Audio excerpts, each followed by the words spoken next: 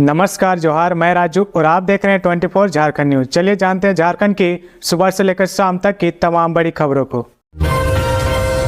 मुख्यमंत्री हेमंत सोरेन ने 498 सीएचओ को दिया नियुक्ति पत्र।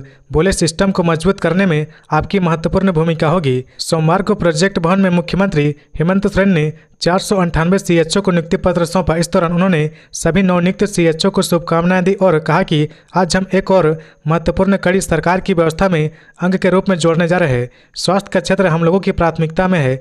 निरंतर हम लोग स्वास्थ्य के क्षेत्र में एक नई कड़ी जोड़ने का प्रयास कर रहे हैं। आशा करते हैं कि इस व्यवस्था को मजबूत करने में आपकी महत्वपूर्ण भूमिका होगी। आज के दिन में सभी काम महिला पुरुष मिलकर कर रहे हैं। स्वास्थ्य के क्षेत्र में भी जहां हम नर्सों को ट्रेनिंग देते हैं, जहां पहले फीमेल नर्स की बहाली होती थी, पहले पुरुष नर्सों की कमी रहती थी, हमने नर्सिंग कॉलेजों में कहा कि कॉलेज में मेल फीमेल दोनों को पढ़ाई होनी चाहिए। उन्होंने कहा कि स्वास्थ्य सुविधा को सुदृढ़ करने के लिए केवल बिल्डिंग बना देना ही महत्वपूर्ण नहीं है, बल्कि वहाँ अच्छे डॉक्टर, अच्छे नर्स भी होने चाहिए। दवा की उपलब्धता भी आवश्यक है। सरकार के स्तर में एक मजबूत स्वास्थ्य व्यवस्था कैसे स्थापित हो, इस पर सरकार गंभीर है। हमने अपोलो हॉस्पिटल समूह को हमारे साथ जोड़ा है। इटकी में एक बहुत बड़ा मेडिकल कॉलेज का काम चल रहा। पहले जहां उपा 2 की स्थिति होती थी, कुछ वर्षों में वह नहीं होगी।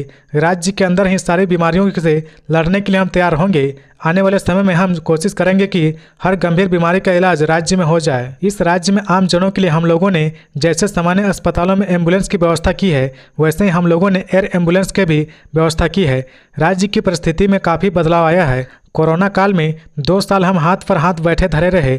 25 से 30 महीना ही हमारी सरकार ठीक से चली है। हमने हर महीने नियुक्ति पत्र बांटा है। आप सुदूर ग्रामीण क्षेत्रों में काम करेंगे तो आपको पता चलेगा कि ग्रामीण लोग कितने सीधे साधे होते हैं। गांव के लोग आपको अपने सरों पर बैठाएंगे। मेरा आपसे आग्रह है कि जिनकी जिम्मेदारी आपको मिली है उनको धोखा देने का प्रयास न करें, ताकि जो हमारे ग्रामीण क्षेत्रों के लोग हैं उनका विश्वास व्यवस्था पर कायम रहे। विधानसभा चुनाव से पहले ईडी ने की तबाड़तोड़ छापेमारी। मंत्री के भाई और आईएएस के ठिकानों पर छापेमारी। झारखंड में होने वाले विधानसभा चुनाव से पहले एक बार फिर ईडी ने छापेमारी की है।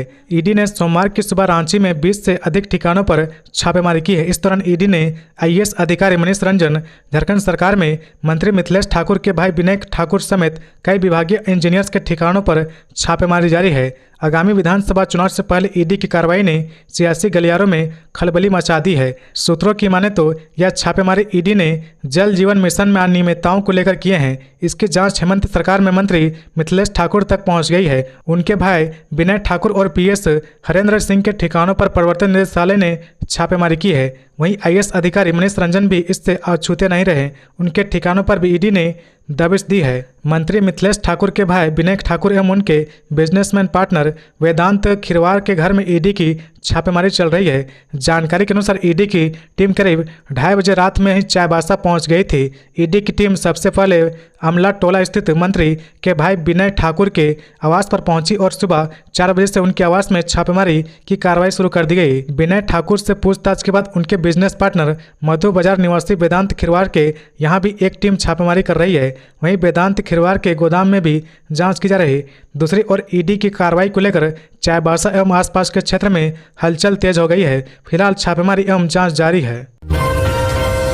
मैया सम्मान की राशि 1000 से बढ़कर हो सकती है 2500 रुपये। आज कैबिनेट की बैठक में फैसला संभव। आज झारखंड कैबिनेट की बैठक है। बैठक दोपहर 12 बजे से प्रोजेक्ट भवन में आहूत की गई है। आज कई अहम प्रस्तावों पर मोहर लग सकती है। उसमें से एक है मैया सम्मान योजना की राशि बढ़ाने का फैसला। दरअसल हेमंत सरकार झारखंड मुख्यमंत्री मैया सम्मान योजना की राशि 1000 रुपये से बढ़ाकर हर महीने 2500 रुपये देने की तैयारी में है। आज होने वाली बैठक में इससे संबंधित प्रस्ताव पर मोहर लगने की संभावना है। इस प्रस्ताव पर मोहर लगते ही मैया सम्मान योजना के तहत निबंधित 53 लाख महिलाओं को हर साल 30,000 रुपये मिलने लगेंगे। जानकारी के मुताबिक राज्य सरकार 5वीं किस्त के रूप में दिसंबर में 2500 रुपये दे सकती है। मुख्यमंत्री हेमंत सोरेन ने घोषणा की है कि छठ पर 4थी किस्त की राशि जारी की जाएगी। 5वीं किस्त की राशि दिसंबर में संभावित है। गौरतलब है कि भाजपा ने हर महीने 2100 रुपये देने की बात कही। इसके जवाब में झामुमो ने प्रति माह 2500 रुपये देने की बात कही। इसे लेकर चुनाव आयोग को पत्र लिखकर झामुमो ने झामुमो सम्मान योजना का फॉर्म भरवाने के लिए अनुमति मांगी थी। दुमका में ग्राहक सेवा केंद्र से दिन दहाड़े कैश की लूट। जांच में जुटी पुलिस। दुमका जिले के मुसाफिल थाना अंतर्गत गांधो गांव के ग्राहक सेवा केंद्र से सोमवार को दिन दहाड़े 50,000 रुपये की लूट की खबर है। पुलिस मामले की पड़ताल में जुट गई है। दिन दहाड़े हुई इस घटना के बाद आसपास के इलाके में अफरा तफरी मच गई है। खबरों में आगे बढ़ने से पहले अगर अभी तक आपने इस चैनल को सब्सक्राइब नहीं किया तो प्लीज सब्सक्राइब कर ले, जिससे झारखंड की हर छोटी सी बड़ी खबर की अपडेट आप तक पहुंचता रहे। अब कभी भी हो सकती है झारखंड में चुनाव की घोषणा, राज्य सरकार हुई रेस। दुर्गा पूजा खत्म हो गई है, अब झारखंड में कभी भी चुनाव का बिगुल बज सकता है। चुनाव आयोग ने महाराष्ट्र के साथ ही झारखंड में चुनाव कराने के संकेत दिए हैं। आयोग कभी भी दोनों राज्यों में चुनाव की घोषणा कर सकता है। आयोग ने राज्य निर्वाचन पदाधिकारी के कार्यालय से प्रेस कॉन्फ्रेंस के लिए झारखंड से संबंधित आंकड़े प्राप्त कर लिए हैं। रविवार को भी छुट्टी के बावजूद चुनाव आयोग के निर्देश पर राज्य निर्वाचन पदाधिकारी के कार्यालय द्वारा आंकड़े दिए गए। सूत्रों का मानना है कि झारखंड में 2 से 3 चरण में चुनाव कराया जा सकता है। त्योहारों को ध्यान में रखते हुए आयोग चुनाव की तिथियों का निर्धारण करेगा। दरअसल 31 अक्टूबर को दीपावली है, 2 नवंबर को गोवर्धन पूजा है, 3 नवंबर को भाई दूज और 7 व 8 नवंबर को छठ महापर्व है, जबकि 15 नवंबर को झारखंड स्थापना दिवस और गुरु नानक जयंती दोनों है। आयोग उक्त सभी तिथियों को ध्यान में रखकर चुनाव की तिथियों को निर्धारित कर रहा। झारखंड में चुनाव की घोषणा के साथ ही राज्य में आचार संहिता लागू हो जाएगी। इसके बाद राज्य सरकार कोई भी नई योजना शुरू नहीं कर पाएगी। ऐसे में राज्य सरकार भी रेस हो गई है। आज कैबिनेट की बैठक बुलाई गई है। आमतौर पर यह बैठक शाम 4 बजे में होती है, लेकिन आज दिन के 12 बजे से ही प्रोजेक्ट भवन में होगी। आज कई महत्वपूर्ण नीतियों पर भी फैसला लिया जा सकता है। आज ही राष्ट्रीय स्वास्थ्य मिशन के तहत अनुबंध पर रखे 498 सामुदायिक स्वास्थ्य पदाधिकारी को नियुक्ति पत्र दिया गया है। झारखंड में 108 एम्बुलेंस सेवा ठप, मरीजों की बढ़ी परेशानी। झारखंड में 108 एम्बुलेंस सेवा ठप है। राज्य में संचालित करीब 500 एम्बुलेंस का परिचालन बंद है। एम्बुलेंस सेवा ठप होने से मरीजों को दिक्कतों का सामना करना पड़ रहा। जो एजेंसी 108 एम्बुलेंस की सेवा उपलब्ध कराती है, उसके अधिकारी सेवा को बहाल करवाने के लिए कर्मचारियों को मनाने में लगे हुए हैं, लेकिन उन पर कोई असर नहीं पड़ रहा। दरअसल 108 सेवा को वेतन का भुगतान नहीं होने सहित 4 मांगों को लेकर ठप किया गया है। राज्य में राष्ट्रीय स्वास्थ्य मिशन के तहत 108 एम्बुलेंस सेवा के तहत एम्बुलेंस की तैनाती की गई है। पुरानी कंपनी मेसर्स चिकित्सा हेल्थ केयर लिमिटेड की जगह पर सिकंदराबाद की company EMRI green health services काम कर रही थी। इसी बीच इस एजेंसी को भी निविदा समाप्त होने पर नई एजेंसी मेसर्स सम्मान फाउंडेशन को काम सौंपा गया है। ऐसे में कर्मचारी को भय है कि मेसर्स चिकित्सा ने 2 महीने का वेतन नहीं दिया है। वहीं EMRI ग्रीन एजेंसी के बदलने के बाद सितंबर महीने का वेतन भी लंबित नहीं हो जाए। रांची में 108 सेवा के तहत कुल 36 एम्बुलेंस का परिचालन किया जा रहा है। इसमें से अधिकांश एम्बुलेंस पूरी तरह से बंद है। रांची डीसी मंजूनाथ भजंत्री ने बताया कि 108 एजेंसी के कर्मचारियों द्वारा ज्ञापन भेजा गया है, लेकिन यह राज्य स्तरीय कार्य बहिष्कार किया गया है। वैसे कर्मचारियों के काम पर लौटने का आग्रह किया जा रहा है। राज्य के स्वास्थ्य सचिव अजय कुमार ने कहा कि राज्य के सभी सिविल सर्जन को वैकल्पिक व्यवस्था करने का निर्देश दिया गया है। सोमवार को इस संबंध में बैठक कर आगे की रणनीति बनाई जाएगी। मूर्ति विसर्जन को लेकर गढ़वा में थमा बवाल। देर रात प्रशासन की देखरेख में निकाला गया जुलूस। झारखंड के गढ़वा जिले में मूर्ति विसर्जन को लेकर हुआ बवाल अब थम गया है। भंडरिया प्रखंड के मध्यगढ़ी में मां दुर्गा की प्रतिमा विसर्जन को लेकर रास्ते का विवाद समाप्त हो गया है। पुलिस की ओर से लाठीचार्ज के बाद उग्र भीड़ की ओर से पथराव की घटना में ASP राहुल देव बड़ाई के चोटिल होने और आंसू गैस छोड़ने के साथ ही हवाई फायरिंग की घटना के बाद रविवार के देर रात तक माहौल तनावपूर्ण बना रहा। इसी बीच देर शाम करीब 8 बजे गढ़वा उपायुक्त शेखर जमुआर, SP दीपक कुमार पांडे, रंका SDM रुद्र प्रताप, विधायक आलोक कुमार चौरसिया सहित अन्य वरीय पदाधिकारी मध्यगढ़ी गांव के पूजा पंडाल पहुंचे, जहां पूजा समिति व विशेष समुदाय के प्रतिनिधियों के बीच वार्ता हुई। इस दौरान दोनों पक्षों की ओर से विवादित सड़क से प्रतिमा का विसर्जन किए जाने की सहमति बनी। सहमति के बाद DC SP व पुलिसकर्मी के साथ विवादित रास्ते पर मां दुर्गा की प्रतिमा का नगर भ्रमण कराया गया, जहां रात 1 बजे कन्हर नदी में माता रानी की प्रतिमा को विसर्जित किया गया। आपको बताते चले कि शनिवार दोपहर करीब 3 बजे विवादित रास्ते पर प्रतिमा विसर्जन को लेकर ग्रामीण और पुलिस में झड़प हो गई थी, जिसके बाद पुलिस ने लाठीचार्ज के अलावे आंसू गैस के गोले दागे थे। वहीं ग्रामीणों द्वारा फायरिंग किए जाने की बात कही गई है। इस घटना में एक युवक के घायल होने के साथ ही ASP राहुल देव बड़ाइक, रंका DSP रोहित रंजन व कई महिला पुरुष चोटिल हुए थे। आपको बता दें कि विवादित रास्ते पर प्रतिमा विसर्जन को लेकर पूरे दशहरा पर माहौल तनावपूर्ण रहा। थाना में 4 बार दोनों समुदाय की ओर से इसका समाधान न होने पर प्रशासन ने विवादित सड़क पर निषेधाज्ञा लगा दी थी। सीएम हेमंत ने किया मुंबई में झारखंड भवन का शिलान्यास। मुख्यमंत्री हेमंत सोरेन ने मुंबई में झारखंड भवन का शिलान्यास किया है। यह भवन 7 फ्लोर का होगा। इसमें दूसरे और तीसरे तल्ले पर झारखंड से इलाज के लिए जाने वाले मरीजों के रहने के इंतजाम किया गया है। 28,000 वर्ग फीट के इस भवन में 5वें तल्ले पर डिलक्स रूम होंगे। वहीं 7वें फ्लोर पर मुख्यमंत्री और राज्यपाल के लिए स्वीट बनेंगे। भवन के परिसर में गार्डन भी होगा ताकि यहां ठहरने वाले लोगों को मॉर्निंग वॉक के लिए प्रबंध हो सके। साथ ही सीएम ने पकरी बरौडी में ग्रिड सब स्टेशन का शिलान्यास किया। जमशेदपुर में युवक की गोली मारकर हत्या, मामले की जांच में जुटी पुलिस। जमशेदपुर के बागबेड़ा थाना क्षेत्र में अज्ञात अपराधियों ने एक युवक की गोली मारकर हत्या कर दी। युवक का नाम रोहित सिंह और वह 27 साल का था।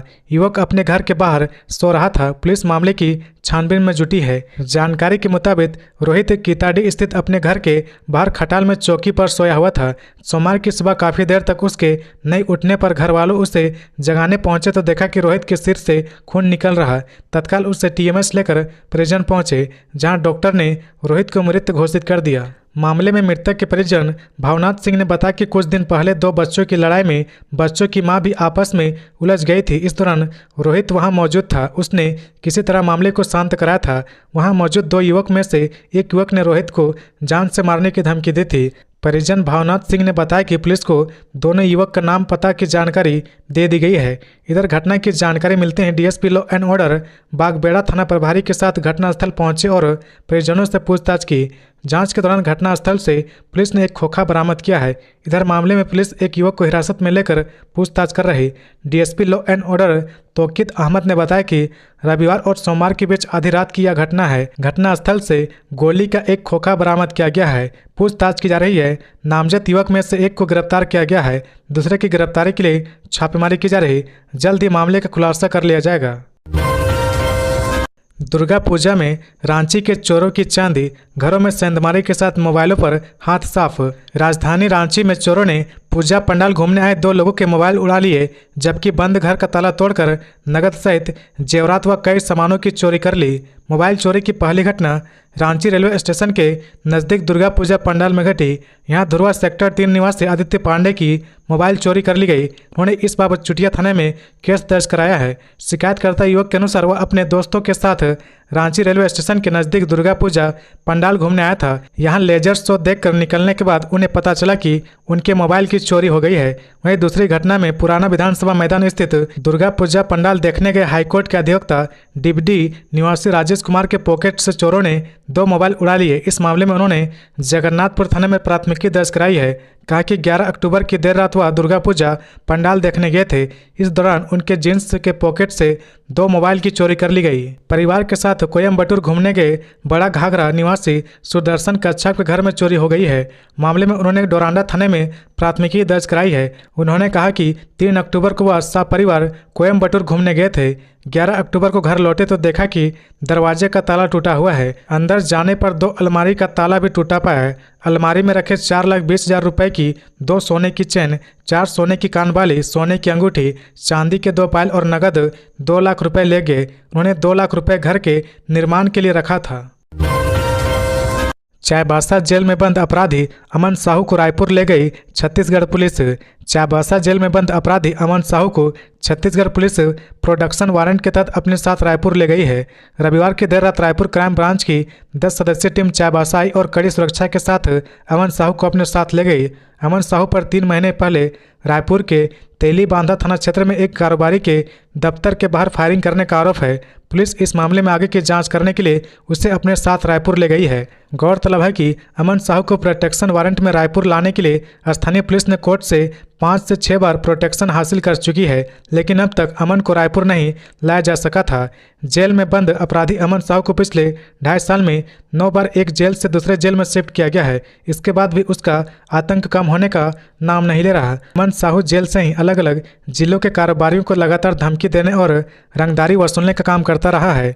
2 महीने पहले अमन साहू ने हाईकोर्ट की चीफ जस्टिस को बंदी पत्र लिखकर दावा किया था कि उसकी हत्या की साजिश रची जा रही। उसने आरोप लगाया था कि साजिश में पुलिस अफसर, कोयला माफिया व राजनेता शामिल है। साजिश के तहत उसे एक से दूसरे जेल में शिफ्ट किया जा रहा। अमन साहू गैंग का सुनील मीणा, जिसको गिरफ्तार करना झारखंड पुलिस के लिए चुनौती बना हुआ है। सुनील मीणा मूल रूप से राजस्थान के श्री गंगानगर जिले के घटसाना के नई मांडी का रहने वाला है। सुनील लॉरेंस बिश्नोई गैंग के विश्वस्त लोगों में रह चुका है। वर्क के वीजा पर भारत से मलेशिया गया सुनील कोयलांकलपुर में रहने के दौरान लॉरेंस बिश्नोई गैंग के रोहित गोदारा, गोल्डी बरार और संपत नेहरा के जरिए लॉरेंस के संपर्क में आए और मलेशिया से ही अपराध की दुनिया में अपनी जड़ें जमाने लगा।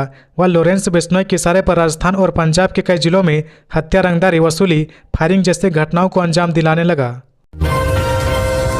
झारखंड में ठप पड़ सकते हैं हजारों स्कूल, 60,000 सहायक शिक्षक 15 अक्टूबर से अनिश्चितकालीन हड़ताल पर। झारखंड में 60,000 पारा शिक्षक 15 अक्टूबर से अनिश्चितकालीन हड़ताल पर जाएंगे। झारखंड राज्य सहायक शिक्षक एक्शन कमेटी ने मुख्यमंत्री और राज्य के स्कूली शिक्षा और साक्षरता विभाग को लिखित तौर पर अपने इस फैसले की जानकारी दी है। सहायक शिक्षकों की हड़ताल से राज्य में हजारों सरकारी स्कूलों में पठन पाठन ठप हो सकता है। राज्य में आंगनबाड़ी सेविका सहायिका की 5 अक्टूबर से जारी हड़ताल के कारण 38,000 से ज़्यादा आंगनबाड़ी केंद्र पहले से ही ठप पड़े हैं। सहायक शिक्षक का कहना है कि राज्य सरकार ने वेतन और ईपीएफ को लेकर पूर्व में किए गए समझौते को लटका कर रखा है। इस मामले में 28 अगस्त को राज्य सरकार के साथ वार्ता हुई थी। राज्य सरकार ने सहायक शिक्षकों को वेतन के समकक्ष मानदेय और कर्मचारी भविष्य निधि ईपीएफ का लाभ देने का आश्वासन दिया था। एक्शन कमेटी का आरोप है कि यह समझौता अब तक राज्य कैबिनेट में पारित नहीं हुआ है, जिसके कारण उन्हें हड़ताल पर जाने का निर्णय लेना पड़ा। सहायक शिक्षक एक्शन कमेटी के प्रतिनिधि सिद्दीक शेख ने हड़ताल से पहले आंदोलनात्मक कार्यक्रम की घोषणा की है। सहायक शिक्षक हड़ताल के एक दिन पहले 14 अक्टूबर को वित्त मंत्री, शिक्षा मंत्री और सत्तारूढ़ विधायक की प्रतीकात्मक शव यात्रा निकालेंगे। 15 अक्टूबर से हड़ताल शुरू होने के बाद 17 अक्टूबर को सभी हड़ताली शिक्षक सांची में मुख्यमंत्री के आवास का अनिश्चितकालीन घेराव करेंगे। आगामी विधानसभा चुनाव को ध्यान में रखते हुए आंदोलनकारी शिक्षकों ने झारखंड दौरे के दौरान कांग्रेस नेता राहुल गांधी और सत्ताधारी दलों के अन्य नेताओं को काले झंडे दिखाने का भी ऐलान किया है। हड़ताल को सफल बनाने के लिए प्रमुख नेताओं की समिति का गठन किया गया है, जिसमें विनोद तिवारी, विनोद बिहारी महतो, संजय दुबे, ऋषिकेश पाठक, सिद्दीक शेख, सिंटू सिंह, विकास कुमार, निरंजन कुमार डे, सुमन कुमार, बिलाल अहमद, नरोत्तम सिंह मुंडा और सुनील कुमार आदि शामिल हैं। झारखंड में अवैध चुनाव खर्च और आचार संहिता उल्लंघन पर नजर रखेंगे एसएसटी एवं एफएसटी। सभी वो चेक पोस्टों पर वाहनों की चेकिंग होगी। मुख्य निर्वाचन पदाधिकारी के रवि कुमार ने कहा कि विधानसभा निर्वाचन के दौरान इन्फोर्समेंट एजेंसी अवैध गतिविधि पर पूर्ण प्रतिबंध लगाने के लिए मुस्तैदी से कार्य कर रहे। इसकी मॉनिटरिंग हर स्तर पर की जाएगी। उन्होंने कहा कि स्वच्छ, निष्पक्ष एवं शांतिपूर्ण मतदान कराने के लिए निर्वाचन के कार्यों में लगे पदाधिकारी भारत निर्वाचन आयोग के द्वारा दिए गए निर्देशों का अनुपालन करें। वे आज सभी जिलों में आगामी विधानसभा निर्वाचन के लिए गठित एफएसटी एवं एसएसटी के पदाधिकारी के लिए ऑनलाइन माध्यम से आयोजित प्रशिक्षण सत्र को संबोधित कर रहे थे। मुख्य निर्वाचन पदाधिकारी के रवि कुमार ने कहा कि विधानसभा चुनाव में सभी एफएसटी एवं एसएसटी के द्वारा अवैध निर्वाचन खर्च एवं आचार संहिता उल्लंघन के मामलों पर पैनी नजर रखी जानी है। उन्होंने कहा कि एफएसटी एवं एसएसटी के पदाधिकारी को अपने नजदीकी थाना एवं मुख्यालय स्तर से दिए गए संपर्क सूत्र से समन्वय स्थापित करते हुए कार्य करना है। निर्वाचन के दौरान बने सभी चेक पोस्टों पर प्रत्येक वाहनों की चेकिंग की जाएगी। साथ ही सभी चेक पोस्टों पर वेबकास्टिंग के माध्यम से निगरानी रखी जाएगी। चेक पोस्ट पर किसी प्रकार की लापरवाही बर्दाश्त नहीं की जाएगी। लापरवाही बरतने वाले पदाधिकारी पर त्वरित कार्रवाई की जाएगी। मुख्य निर्वाचन पदाधिकारी ने कहा कि सभी चेक पोस्टों में आवश्यकता अनुसार सीएपीएफ की प्रतिनियुक्ति करते हुए निर्वाचन के दौरान प्रतिबंधित सामग्री जैसे अवैध शराब, अवैध कैश, हथियार आदि जिससे निर्वाचन को प्रभावित किया जा सकता है, उसके आवागमन पर पूर्ण रूप से रोक रखी जानी है। इससे हेतु सभी पदाधिकारी अपने कर्तव्यों एवं अधिकारों का अनुपालन करते हुए कार्रवाई करें। इस अवसर पर सहायक मुख्य निर्वाचन पदाधिकारी देवदास दत्ता द्वारा एफएसटी एवं एसएसटी के कर्तव्यों एवं एथिकल वोटिंग से संबंधित miking, communication plan, C vigil आदि से पदाधिकारी को अवगत कराया गया। वहीं सिस्टम एनालिस्ट एसएन जामिल द्वारा एफएसटी एवं एसएसटी द्वारा उपयोग में आने वाले मोबाइल एप्लीकेशनों के इंस्टॉल एवं उनके क्रियान्वयन के बारे में विस्तृत जानकारी दी गई। इस अवसर पर सभी जिलों के एफएसटी एवं एसएसटी के पदाधिकारी ऑनलाइन माध्यम से उपस्थित थे। बरकाकाना टू मुंबई लोकमान्य तिलक एक्सप्रेस शुरू। रामगढ़ जिलों के लोगों को एक बड़ी सौगात मिली है। रेल मंत्रालय द्वारा हाजीपुर जोन के गया जंक्शन से मुंबई कल्याण स्टेशन तक साप्ताहिक सीधी रेल सेवा की शुरुआत की गई है। रेलवे अधिकारी ने बरकाकाना स्टेशन पर गया से मुंबई तक जाने वाली लोकमान्य तिलक एक्सप्रेस का भव्य स्वागत किया। बरकाकाना जंक्शन पर लोकमान्य तिलक एक्सप्रेस ट्रेन की विधिवत पूजा अर्चना कर आरती उतारी गई। वहीं ट्रेन चालकों और गार्ड को माला पहनाया गया और उन्हें मिठाई खिलाकर रेलवे अधिकारी ने हरी झंडी दिखाकर ट्रेन को रवाना किया। यह ट्रेन सप्ताह में एक बार गया से मुंबई और फिर मुंबई से गया तक चलेगी। बुधवार को गया से चलकर शुक्रवार को मुंबई पहुंचेगी और फिर मुंबई से चलकर रविवार को गया पहुंचेगी। डॉक्टर सपना कुमारी ने कहा कि मैं बहुत सौभाग्यशाली हूं कि मुझे एक बार फिर गया से मुंबई जाने वाली लोकमान्य तिलक एक्सप्रेस की पूजा करने का मौका मिला है। इसके पहले भी मुझे 2 वंदे भारत ट्रेन का बरकाकाना जंक्शन में पूजा करने का मौका मिला था। मैं काफ़ी खुश हूं कि जिले के बरकाकाना से मुंबई तक जाने की सुविधा रेल मंत्रालय ने दी है। वहीं रेल मंडल परिचालन प्रबंधन राजहंस सिंह ने कहा कि भारतीय रेल यात्रियों को बेहतर सुविधा प्रदान किए जाने को लेकर हमेशा तत्पर रहती है। रामगढ़ या आसपास के क्षेत्र के लोगों को मुंबई जाने के लिए सीधी ट्रेन रामगढ़ रांची रोड बरकाकाना से नहीं थी, लेकिन अब सपनों की महानगरी मुंबई तक सीधे रेल सेवा शुरू हो जाने से काफ़ी फायदा होगा। मुंबई जाने वाली लोकमान्य तिलक सुपरफास्ट एक्सप्रेस का रूट बरकाकाना से सिंधवाड़ सेंकी बीआरटी मेसरा होते हुए मुंबई तक रूट तय किया गया था। तो ये थी आज की झारखंड की टॉप बड़ी खबरें। इसी तरह झारखंड की हर छोटी सी बड़ी खबर देखने के लिए आप हमारे चैनल 24 झारखंड न्यूज को सब्सक्राइब करके बेल आइकन प्रेस कर ले, जिससे झारखंड की हर छोटी सी बड़ी खबर की अपडेट आप तक पहुंचता रहे। तो आज के लिए बस इतना ही। हमें दीजिए इजाजत, फिर मिलते हैं नेक्स्ट न्यूज में।